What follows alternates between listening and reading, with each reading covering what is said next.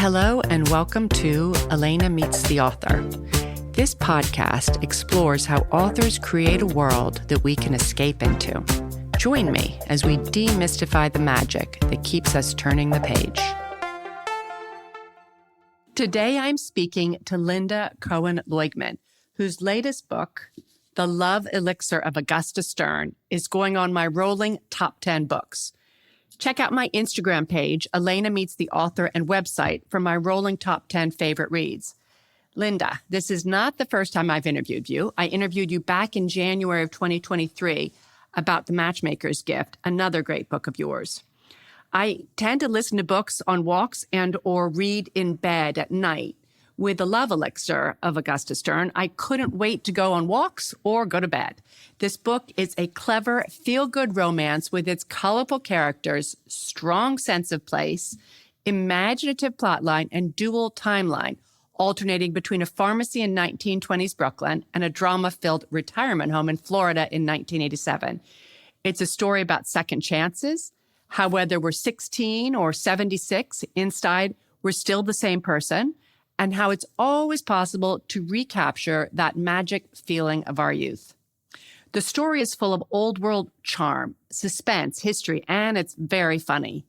Aunt Esther and Irving Rivkin had me chuckling throughout. There's some bootlegging gangsters thrown in with Mitzi and Zip Diamond in their furs and fancy cars. The book starts with 79-year-old Augusta Stern, who works for a hospital in New York City. She loves to work and has been lying about her age for decades until on the eve of her 80th birthday, her employer tells her in so many words that it's time for Augusta to move on. Augusta hates the idea of retirement, but has no choice. So on the suggestion of her beloved niece, Augusta moves to a retirement community in Florida. No sooner has she arrived than who should she bump into but the man who broke her heart 60 years ago. So, Lynda, hello. Hello. After that long introduction, I just thought, would you mind starting out reading from chapter 1 so that listeners can get a feel for your terrific book? Sure. First of all, thank you so much for having me. And I'm going to read, I'm going to read this. I'm just going to set it up for the listeners for a little bit. So Augusta has just, as you said, just moved down to her retirement community, Rolantando Springs. She is a swimmer, so she's super excited to be swimming outside in the beautiful Florida pool instead of the nasty indoor New York City pools. So this is her just on her very first day, her very first swim at the pool. There were only 6 people in the pool area when Augusta arrived, 2 men and a quartet of women playing canasta in the shade. When Augusta walked by, the men didn't bother to look up from the books they were reading. The women were too engrossed in their game to notice the new resident among them. Augusta did not mind in the least. After leaving her towel and her tote bag on one of the chairs, she tucked her hair up into her swim cap, pulled on her goggles, and slipped quietly into the water.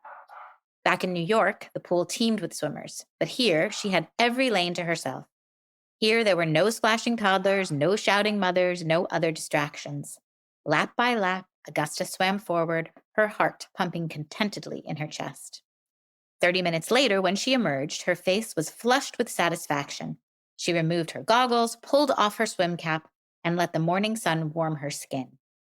In the time it had taken to complete her workout, several of the empty lounge chairs had been filled. She walked the perimeter of the pool, trying to remember where she'd left her towel.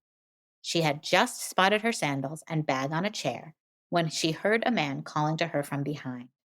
"Goldie," said the voice, "is that you?" Augusta froze solidly in place. Despite the heat and the sunshine, she shivered visibly in her swimsuit. Goldie. She hadn't allowed anyone to call her that for more than 60 years. Impossible, she told herself. When she didn't answer, the man spoke again. "Goldie? Goldie Stern?"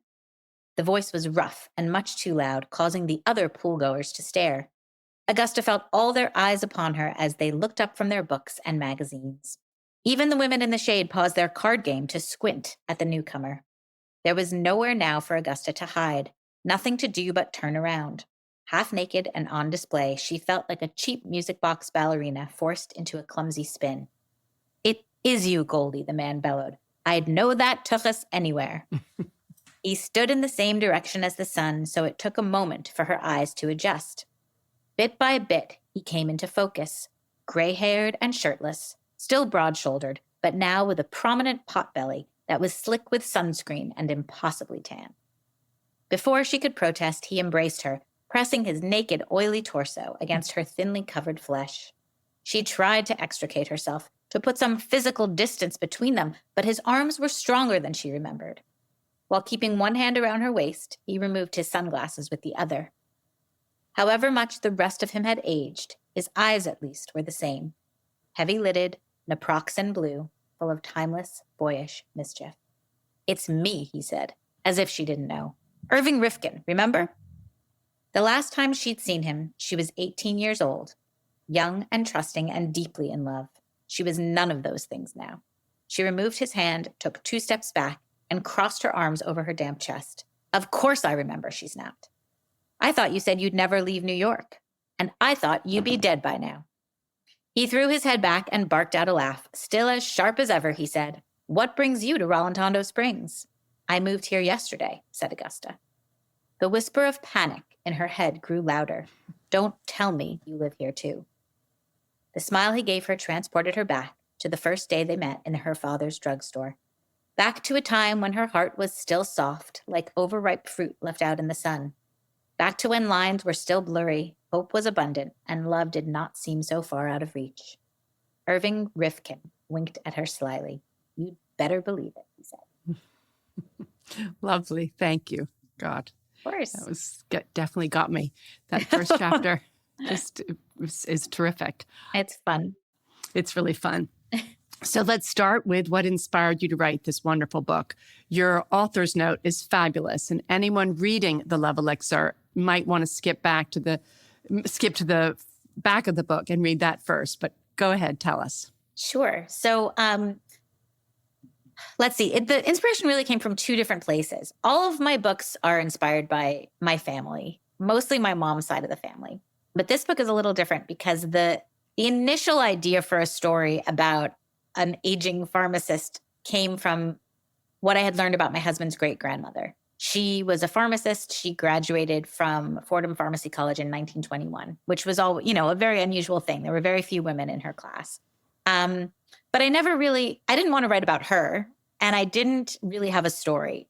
So that was, as I kind of go along writing books, I keep story ideas kind of in my head, and sometimes I write them down, but I'm not great at writing things down. I kind of have this imaginary basket of ideas I keep in my head. So that was in my basket of ideas. And then I wrote The Matchmaker's Gift. And that was the first book where I added a little bit of magical realism to my writing. And it was definitely a sort of more joyful story than my first 2 books and more heartwarming, I guess you would say. And after I wrote that book, a lot of readers had wrote to me, told me in person how much they loved it, how it brought them all this joy, that story. And before writing that book, I had never really thought about that. I thought about what I wanted my stories to say. I thought about the messages that I wanted to convey in my stories.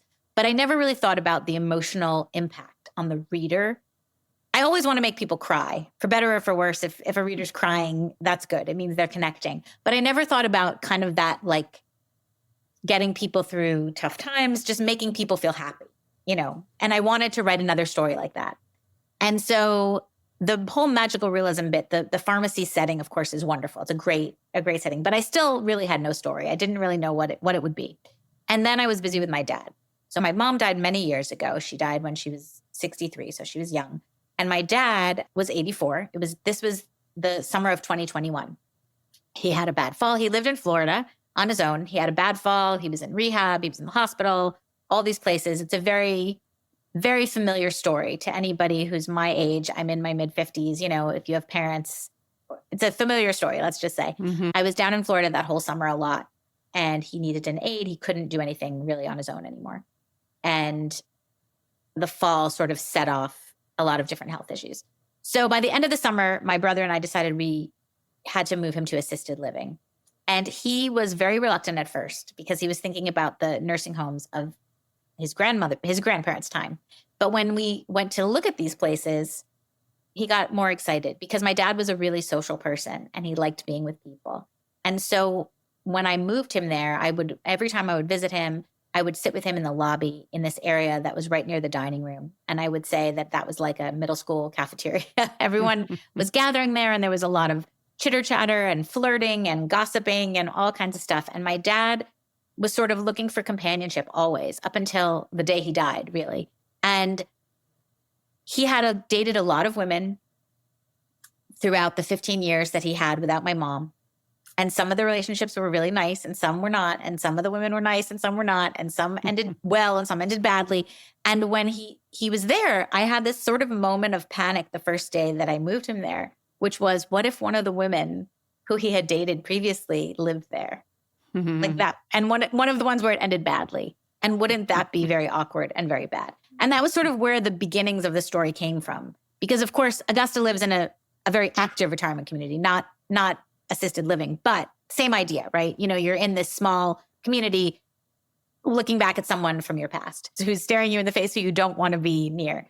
And really sitting there and listening to all these residents talk. And, you know, it was kind of like when you drive a teenager around in a car. I would sit there, but I wouldn't engage so much and I was listening. Which is, you know, when you're driving the teenagers in the backseat and everyone says you can find out what's really going on, you know, in their lives. And that's sort of how it was for me. And it was really there that the story idea came, but also the voices of Irving and Augusta came to me sitting there, spending that time there that summer. And so the idea for an older character, the idea for an older love story, all of that came from sitting with my dad and all those residents. And then I sort of combined it, you know, with this pharmacy setting because they just worked together. Somehow it just all worked. Coming up with a story and building a world is a really fascinating thing. I think it goes through so many different steps and iterations, but somehow in the end we get there. So that's a very long answer to how the story sort of came to be. Yeah, because in your author's note, you talk about at the beginning, you just had the setting. You knew you wanted to do, was it 1920s pharmacy? Yeah. I mean, the setting was a pharmacy, right? And I wasn't really sure about the year, to tell you the truth, in the beginning. Picking the year is always one of the trickiest parts. It was that way for The Matchmaker's Gift also. It was that way for The Wartime Sisters. The only book that I ever knew exactly when the years would be was my first book. But I was sort of researching the 20s because my husband's great-grandmother graduated then, but it wasn't wedded to that. It could have been the 50s. You know, it was going to be historical, but I wasn't wedded to the 20s necessarily until I learned about the effect of Prohibition and sort of the connection between Prohibition and pharmacies. And pharmacies were such an interesting place during Prohibition because they were one of the few places where you were legally allowed to sell alcohol, and you could get a prescription for one pint of whiskey every 10 days for medicinal purposes. And so that became really interesting to me. And I found this article about how to be a bootlegger, and it talked about how gangsters at that time would create fake pharmacies on paper to be able to get the good whiskey and sell it. And then they would just flood a pharmacy with fake prescriptions or just steal the shipment, you know, from the alley. Like they would kind of do anything. But I love a gangster story. I've always really been attracted to gangster stories. And that the idea that I could have a little side gangster story got me really excited. So I decided the 20s would be perfect. And then there was one other thing too, which was I knew from this beginning, and this isn't a spoiler because it happens, you know, in the first few pages of the book, but Augusta's mother dies when she's very young. And there was something about the idea of her. I wanted her to die from something that a medicine would be able to cure, but not at that time. And diabetes was like the perfect answer to that because insulin wasn't available, you know, until the early 20s. And before that, diabetes was really a death sentence. You know, people just sort of starved themselves to death and their bodies couldn't go on. And so this idea that Solomon Stern, Augusta's father, is a man who's so focused on medicines and the scientific way that our bodies work and believes truly just all his belief centers around science and scientific cures for things.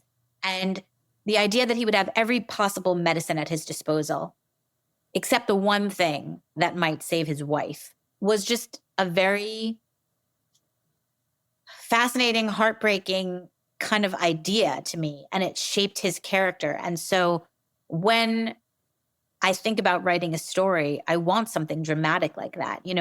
That was sort of the perfect thing to happen to Solomon Stern, to create a man who we're instantly interested in and instantly feel empathy for. And so that was another reason why I chose the 20s. Two things. I also think it shaped Augusta.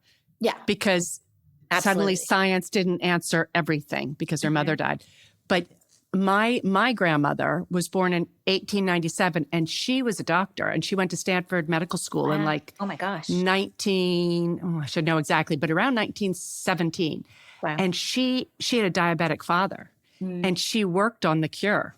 Oh, wow. And so she was able to, with really basic insulin from pigs, extend his life 10 years. Oh, so when I gosh. was reading this, I was like, oh my God, this is all this time period. It's the same. Wow. That's so fascinating. Isn't that? I know. I was thinking the 20s is a very ripe period. It is.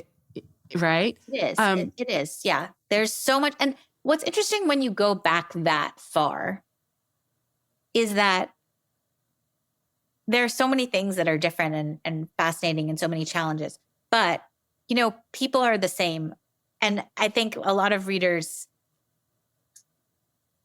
tend to think that oh, well, you can't have somebody getting pregnant. There's a character who gets pregnant in this story, getting pregnant out of wedlock. That didn't happen in the 20s, but it happened all the time. These sorts of things that human nature is human nature, and people made mistakes back then the same way that, all these kinds of things still happen. So it's interesting when you pick a time period like that, because on the one hand, it feels so far away. And on the other hand, it's not really at all. We're all the same. Can you talk about the role of the pharmacy then, how important it was to the community? Yeah, sure. I mean, that was my first bit of research was really reading. I read a lot of memoirs by pharmacists, and I talked to as many pharmacists as I could talk to, the oldest pharmacists that I could. So I'm very lucky that I have an independent pharmacy in my community. And my pharmacist, it's a profession that tends to run in families. I've met so many pharmacists now who've come to my readings, and a lot of young women pharmacists, which is great. And it tends to run in families, So my local pharmacist's father, when I spoke with him, he was 85, and he talked to me. Of course, he wasn't in the 20s, but he was a stock boy. He started out as a stock boy in the 50s. And that was really fascinating to just hear the sorts of things he did. And then they gave him little jobs around the pharmacy to sort of the kinds of things that Augusta would have when she was a child, the making of the laxatives, the shaping of the molds, using the paste. And so that came out of my conversations with him. But the whole role of the pharmacy in the community then came from reading different memoirs. And it was just a fascinating thing because people didn't go to doctors first. They would go, if you had a rash, if you had a stomach problem, whatever it was, you mostly went to your pharmacist first and you talked to him or her, but mostly him. And they would suggest things for you, and they would make their own, they had their own specific creams and things that they formulated for people, and they would make something for you based on what you told them. And it was just a fascinating thing. They were like your priest and your confessor and your rabbi and your therapist and everything all rolled up into one. And Solomon Stern is definitely that for people. So he really talks about how important it is to keep people's confidence. It's one of the things that he stresses with Augusta, that you don't talk about the customers. Thank God she could eavesdrop. Yeah. And it also was social, with the counter. Yes, the counter. Yeah. I mean, people would come in and you were there for the people. People tended to live over their stores. So, of course, Augusta and her father and sister live over the store. One of the things I found fascinating was the whole idea of the night bell, where customers could come and ring the bell and it would ring up in the apartment if they had an emergency. There were a lot of stories in the memoirs about how annoyed pharmacists would get when someone would ring for something that was not an emergency. And I guess there was like one anecdote that I read where I guess the person had just started selling stamps and someone rang at like midnight for like a 2-cent stamp, and people would just get furious. Because they were, of course, so willing to help you if it was, you run in and your wife is, sick as a dog with something but not for a stamp, No. waking you up in the middle of the night for something that could wait till morning. So I thought that was really fascinating. And there were a lot of really interesting anecdotes about how important it was to know your customer, because people would ask for things with the intent to use them, not the way they were meant to be used. So either people would be suicidal, they would ask for things, people would be murderous, they would ask for things, Right. If Mr. Smith comes in and he's asking for arsenic for his wife's complexion, but Mrs. Smith's complexion is his white, they would use it to whiten your skin. Mrs. Right. Smith is perfectly white and pale, and Mr. Smith has been seen around town with some floozy, that you should not be giving the arsenic to Mr. Smith, right? And so there were a lot of stories like that, which were really interesting. And there were stories with people asking for, not love potions, but stimulants, things like that. People wanted stuff like that. People wanted stuff to get rid of, pregnancies, all kinds of things. And so the pharmacists had to really weigh and choose what they were going to give people. And, they had to really be a vault. You could not be speaking about somebody else's business. But you could also, you also was like, you could order egg creams, or there was also, you could eat. Oh yeah. The whole soda counter counter culture was really fascinating and fun. That's the really fun part, that they had these, these counters, and you could get lunch or, egg salad sandwiches and stuff. Yeah, at a pharmacy. Yeah. The whole soda counter. Cause again, it was prohibition. And so ice cream sodas and non-alcoholic drinks were really popular then too. There's a whole gangster, story that I wanted to add, but I couldn't fit into the book, which was there was a whole chocolate syrup racket around that time, a little bit later than the 20s, actually, where one of the local gangsters decided that this whole chocolate syrup industry in New York City, because there were so many mom and pop chocolate syrup makers. Right. And he wanted to regulate it and charge them protection money. And because it was so popular, there were so many pharmacies with so many soda counters, but also just ice cream shops were popular then. They all kind of cropped up because you couldn't have bars. So that's what people did. Oh, right. I had a question about, so you have pharmacists, and then you had Aunt Esther, who said that if she were a man, she would have been called an apothecary. Yeah. But instead she was sometimes called a witch. What was an apothecary? So an apothecary is someone who's concocting, who's making the cures. So an apothecary and a pharmacist are really the same. A pharmacist is sort of a more modern apothecary, but an apothecary is someone who is well versed in all kinds of medicinal things, but it's more, I guess, a more natural thing. It was like an early pharmacist would have been called an apothecary.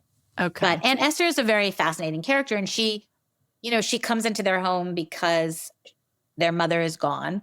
The house is sort of falling apart. The dust on the mantle is an inch thick, and nobody's eating anything good, and they're having terrible meals. And Aunt Esther she is from Russia, the old country.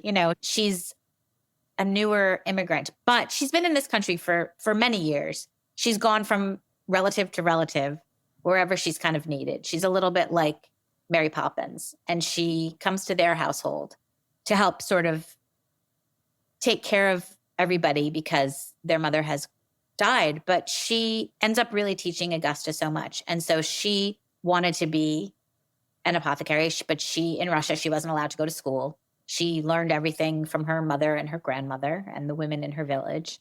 And she just has a very different way of healing than Augusta's father. And so, of course, her role is to sort of go up against Augusta's father. They don't get along really well. And it makes Augusta think differently about the whole career that she's always thought she's wanted. She's always wanted to be a pharmacist, but now she sees that there's something slightly different. And maybe the way her father does things isn't the only way to do things. And maybe Aunt Esther can do things in a way that can be more effective sometimes. And I sort of leave it up to the reader to decide, is Aunt Esther a witch, or is she just really empathetic and really knowledgeable and really good sort of at what she does. Yeah, I loved her. Was she modeled? I mean, was she very much a figment of your imagination, or Yeah, she was. Yeah, she was not really. I mean, a lot of my older characters in The Matchmaker's Gift, the matchmaker character of Sarah, who is the older character, is not, again, wasn't modeled on anyone specific, but has a lot of my grandmother in her. And Esther has a lot of my grandmother in her. That sort of no nonsense way of talking, that repetitive cadence that they have.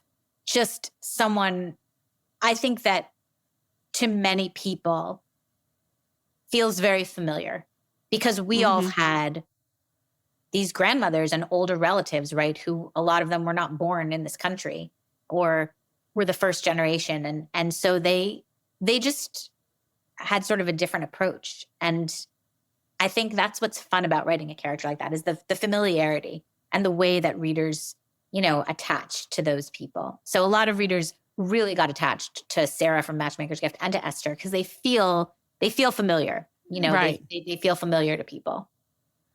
Yeah, I loved her. Timing is a recurring theme here. We learned that Augusta's mother dies of diabetes early on, shortly before insulin is discovered. And we also learned that bad timing accounts for the fate of Augusta and Irving until there's good timing. Yeah. I was just wondering, can you expand on the role of timing in your book? Yeah, I mean, I think, well, first of all, this is a dual timeline novel, right? So we have 1980s Florida, and then in order to figure out what went wrong with Irving and Augusta, I take you back to 1920s Brooklyn. So you get to see them when they're young and they're falling in love. And that was really important to me because I feel like a younger reader especially might not necessarily appreciate an older love story like Augusta and Irving. But if you see them when they're young and you see them fall in love, then you appreciate it more. You feel the pain of them not working out the first time around. And so you're rooting for them more. But the timing, the sort of missed opportunities, the sliding door idea of Augusta and Irving is, I mean, it's a technique that, so many of us writers use in our books because if they're so in love, why don't they end up together? You have to figure something out to sort of put a wrench in their plans. And so my idea for putting a wrench in their plans was to have the gangsters sort of intervene in a moment of very bad timing for Irving. And of course, it is all sort of sparked by Augusta preparing this elixir, which is Esther's most potent elixir, most dangerous. It's not a love potion, though I call it a love elixir, but it's of course not that at all. But she makes a big mistake in even trying to slip something to Irving without telling him.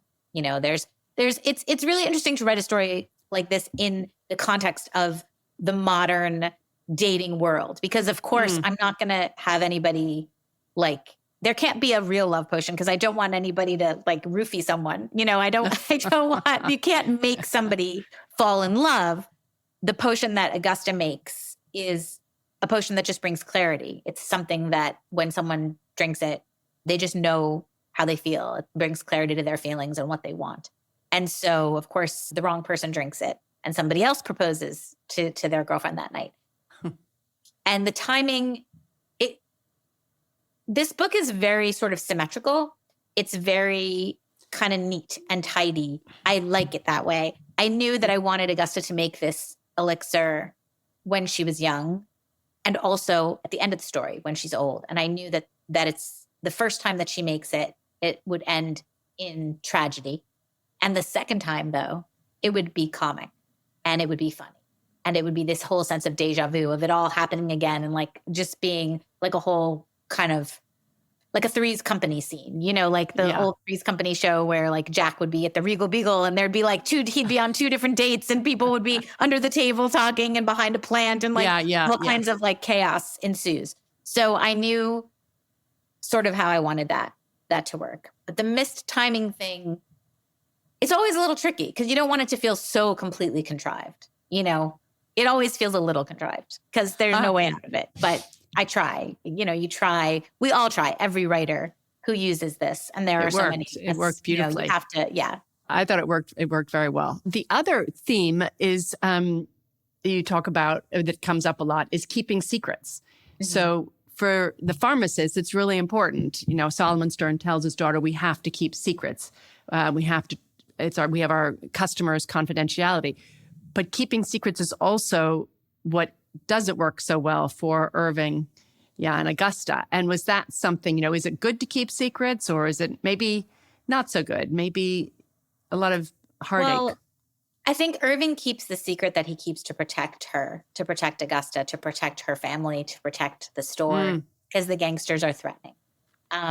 So he feels that he has no choice, I think. But of course, it's super frustrating, right? Yeah. Like when I was little, like in middle school, maybe I started, definitely in high school, I would watch this soap opera called Guiding Light. And I would come home from school and watch the soap opera, and it would annoy me to no end. Like they were always keeping secrets, and I would just be screaming at the television, just tell them. Like if only you wouldn't keep your secret, everything would be fine. Like, and their secrets were never really that important or that like big. Like it was just, why can't you, tell whatever character? But that was sort of what kept the whole plot moving all the time, were the secrets that people held on to. And I just think about that a lot. And I thought about that kind of when I was writing this story, because it's a similar thing. It seems like, well, why would he just not tell her? But at the time, it's awful. And it takes him a while to really reveal what happened once he meets her again 60 years later. 60 years later, there's no danger anymore, so he can eventually tell her, but he doesn't tell her right away. There wouldn't be much of a story if he told her the first time that he met her. Yeah, even in the 80s at the retirement, there's so many like missed communications. It's very good. It's very frustrating. Yeah. You want to frustrate everybody. You're like, I'm constantly turning the page like, okay. Yeah. Yeah. I think I wanted, another character from their past ends up popping up, another man who Irving is really jealous of and angry at for what happened when he was young. And he ends up living in the same community also. And Irving makes assumptions that he's interested in Augusta. And, Irving is like, I'm not going to lose her twice, and that it was very fun to put that character in there. You have to kind of like, again, it's keeping the story interesting, keeping it fresh. You did. You kind of don't see that coming, that guy is going to show up there. And so then he does, and it makes it so much fun. That was great. It's fun to have like a rivalry between these two older men, and they're fighting and dumping. And then Shirley. And Shirley is such a fun character. Yeah.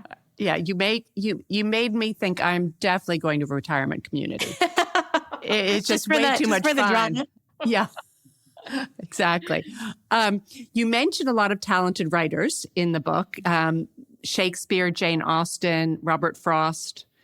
And your title, I read, is an homage to O. Henry. Can you talk a bit about your title? Yeah, sure. So when I was researching, I was looking for, pharmacy things in the 1920s. And of course, I'm reading all the books and whatever, but I'm also like Googling a lot and trying to just figure out any little tidbits that I can. And I came across this short story by O. Henry that I had never heard of, because I've read a bunch of his short stories. I think we all are pretty familiar with The Gift of the Magi, where the Christmas story where there's a couple and they're very poor, and the man wants to buy his wife a special Christmas gift, and she wants to buy her husband a special Christmas gift. So she cuts her hair and sells her hair to buy him a watch chain for his watch. And he sells his watch to buy her beautiful combs for her hair. And so at the end, it's like this whole thing where it's all been so. And all of O. Henry's stories have these sort of twists, these really interesting little twists. So this was a story, it's called The Love Philtre, which is spelled Philtre, which is not a word we really use today, but it means an elixir or a concoction. So it's The Love Philtre of Ike Schonstein. And it's about a pharmacist in the 1920s. I mean, it's written in the 1920s. So it's about a pharmacist in New York City, and someone comes and asks him for a love potion, and he obliges, though, of course, it's not a love potion at all. And the ending is super funny. When I read that story, there was something about the tone of it. It was very gritty, but also very comical and just wry, like a wry kind of comedic tone. And I loved the tone of it. And I read that before I started writing my book, and it gave me that. I think it's hard to remember exactly where my brain was at every moment, but I'm pretty sure that was where I thought, oh, this could be funny. This story could really have a lot of humor in it. If there's an elixir that gets made and it goes awry, it could be super funny, not just sad. And I love the title. The title is just so great. So I decided my working title was The Love Elixir. I changed filter to Elixir of Augusta Stern. And it is an homage to his title. And I was so happy that they let me keep it because, I have working titles all the time. Some are good, some I like, some are just whatever, the blank book, like book number 4, whatever. But they liked that title and they let me keep that title. So that made me really happy. So you've made me think now, just as you're talking, what exactly is your process? So do you do a ton of reading before you even start? So for Matchmaker and Love Elixir, I did like 3 months of research or so before I really started writing. Love Elixir, honestly, I went through all of the stuff with my dad, moving him to assisted living. So before I really came to the idea of the Love Elixir story, I was writing just this, I think I wrote a lot of bad pages about someone moving their father to assisted living, that was sort of my way of coping with what was going on with my dad. And that was very therapeutic for me, but that was not a book, that was something else. And then I figured out what I thought the story might be. But the research sort of goes hand in hand with the outlining because I'm researching and then I'm figuring out it's the 20s, like this sort of idea. When I research, I'm really looking for inspiration. I'm looking for the details and I'm looking for the time period that I want to choose, but I'm also looking for just tidbits and things that I know will make the story rich and interesting. So like reading about in the memoirs about the whole thing with arsenic, there was some pharmacists put that in and I thought, well, that's a fascinating thing. That's definitely going in the book. It's great because it's such a good story, but you are learning. The reader. Learn, yeah. I mean, I think there's been at least a year ago when I taught, about a year ago probably, I talked to my editor about this. Like historical fiction, there's been such a glut of World War II historical fiction, especially in the marketplace. And I think people are really tired of that because there's just been so much of it. Like, not that these stories aren't great, but like, I don't think we need many more World War II stories. The female spies, the resistance, all of it. It's all fascinating and people have learned a lot. But I think like we're kind of up to our ears in it. And so historical fiction, I think some readers have gotten tired of being sort of lectured to about a specific thing. So I don't want to do that in my historical fiction. And it's to just have this flavor, to just like escape into this world and it's fun. And I'm trying to find the fun, whimsical, interesting things and just show those instead of like teaching you the dates of battles of whatever, like that. I'm just not interested in that. Yeah. So I wrote one World War II era story. The Wartime Sisters was set at the beginning of World War II, but it wasn't about the war at all. And it was a home front story and it was about 2 women working at an armory and their sisters. But even having anything said at that time is very fraught. People are very serious about that stuff. And I felt so nervous, writing that book that I was going to get something wrong. And I wrote the whole author's note that was like a mea culpa, like there was a fire it's set at the Springfield Armory in Springfield, Massachusetts, which is near where I'm from. And there was a fire there, but I changed the date of it because it served the story better if I changed the date. And I was just like, oh God, they're going to come after me, about the date change. When you talk about that time period, people take it super, super seriously and they're very invested in it. And so I don't think I would ever write another World War II era book. That was my one and only. Yeah. Well, it's interesting. I'm going to go back to my questions, but one of the things that you said at the beginning that it hadn't occurred to you that you could bring joy to your readers. And you really did. I mean, that was such a, that's such a, we need more books like that. We need books like that now. We do. And I think that I just think about reading very differently now than I did before I wrote The Matchmaker's Gift. I think like, it's not that I don't want to, I never wanted to teach anybody anything. I want to teach myself things. It's interesting to do the research, but I do really want to I don't know. I want to tell a good story. Yeah. You know, there's something about, I can't explain it.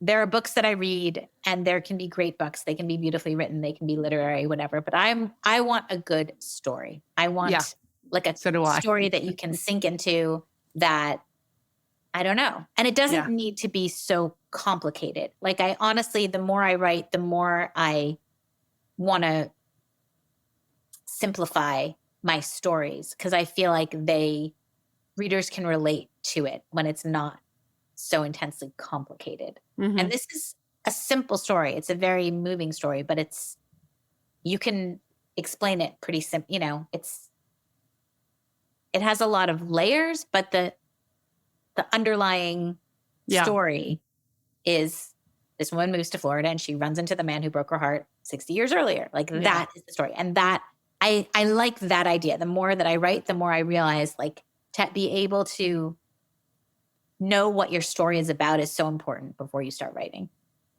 Can you explain how the power of words helps both Augusta and Irving deal with their struggles? And Aunt Esther also alludes to the power of words. Yeah. Yeah. So Aunt Esther has this mortar and pestle that she brings with her from the old country. And there are words written on the inside of it. And she says those words every time she mixes up a powder to heal somebody. And Augusta watches her as she makes these cures for people. And she always says these words. And she just says, Augusta is just wondering, like, why she says them and why they're important. And Esther says something, I can't remember it exactly. So I did write this, but I can't remember it exactly. But it's something like, wicked words have caused wars, and yes, you know, kind words have caused peace, and words have broken hearts. Like, why shouldn't they have power to heal? And I think when we speak something out loud, it makes it real. You know, you speak. I think there's something in, like, the power of, think about prayers. You know, we have prayer services for people. There's something about the spoken word that is a really, really powerful thing. And I don't know, as writers, we're just always searching for the perfect word to convey exactly what it is that we're trying to feel. Words can convey emotion. Words can heal people, I think. And so for Irving, he really needs to, it's part of, I guess it goes hand in hand with secrets. You know, he needs to speak out loud and tell her what happened. He needs to convey what happened all those years ago, and to tell her what it was that made him walk away, for her to be able to forgive him. And she has to listen, and she has to be able to tell him too what it was that she did. So I don't know. It's words are, of course, the way that humans communicate. You know, we have to be able to tell our secrets and to tell our feelings and whatever. But there's something, I don't know, especially if you're a storyteller, there's something about getting the words exactly right that feels very meaningful. And it's really, I don't know, I think writers are the people who stay awake at night thinking about the perfect word, right? The perfect way to say something, the perfect way to open a book. What is it? We're just searching all the time for the right words. And so that makes words very powerful in our sort of universe. So what thoughts would you like readers to take away from after they finish this book? I just think it's very important to just to never kind of give up on life. You know, it's this idea that it is never too late, but not just necessarily for romance. You know, one of the things that's really special to me about this book is Augusta and Esther both are women who've chosen a very different path.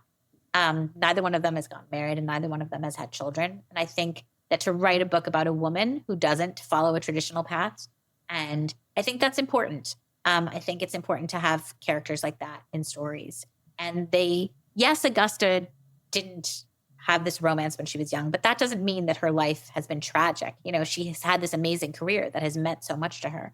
And the thing that changes for her is that when she's young, she turns her back on sort of the magic of the world. And that's not just the magic of romance. With Irving, it's the magic of, like, connection. You know, she connecting with people. She's not really that outgoing. You know, she has her niece, but when she gets to Florida and she opens herself up, she makes new friends. Yes, she finds romance, and that's important to this story, but it's not the most important thing. At the end of the story, she has new friends. She has a new romance, but she's also practicing her craft in the way she's always wanted to. So she sort of has it all at the end of the story. And this idea that it's never too late to make a new friend.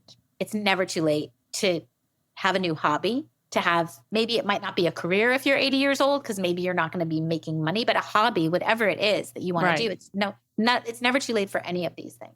So I think though that's sort of what I want readers to come away with, because it's just an important thing to feel, you know, we're all, time doesn't stop, you know, it's going to keep chugging along. So great. Thank you. So what are you working on now?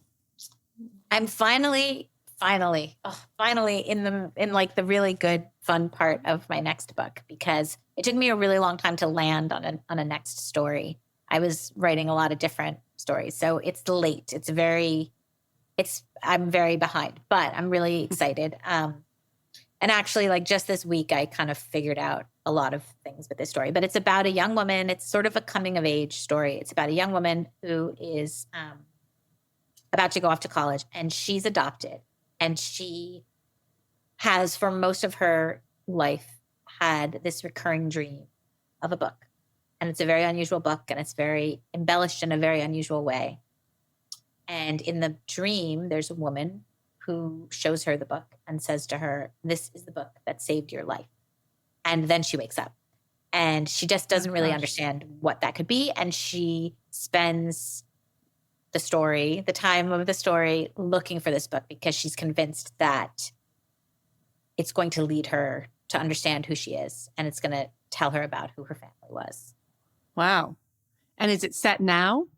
No, it's set in 1965. Her present day is 1965, but it does go back to when she's first adopted, when she's like 5 years old. So it goes back to 1952 and around that time. And so, but it's good. It goes back. I'm sure it will be terrific. Can't wait to read that. It's fun. It's a very fun story. It's a very bookish story. And it's got a lot of scenes in bookstores all over New York City. And, you know, there's a little whisper of magical stuff. Oh, right. And suspense, clearly. Yeah, it's fun. Yeah. Well, thank you so much, Lynda. That was really interesting. And so much for having me. It was totally my pleasure. I'm so glad you said yes. So everybody, buy this book and read it or listen to it. I would fall asleep sometimes listening to it because I just couldn't turn it off. I fall asleep listening to things all the time. I hope you all enjoyed this episode with Lynda Cohen Loigman. She mentioned at the beginning of our chat that she really wants to give her readers a sense of joy. Well, that's exactly what the Love Elixir of Augusta Stern did for me. And on that happy note, don't forget to check out my rolling top 10 reads on my Instagram page. And please DM me with your top 10. Maybe I can get one of those authors on the show. Thanks. See you in 2 weeks.